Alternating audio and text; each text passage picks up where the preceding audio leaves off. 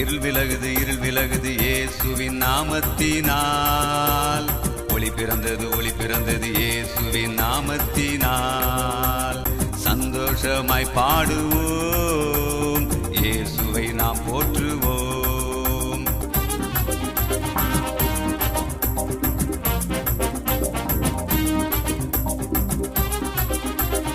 கர்த்தர் நம் பட்சத்தில் இருக்கும்போது நமக்கு விரோதமாய் யார் வருவார்? எதிரான கோலியாத்தை கர்த்தர் முறியடிப்பார். பயம் வேண்டாம், திகில் வேண்டாம், தேவன் இயேசு நம்மோடு.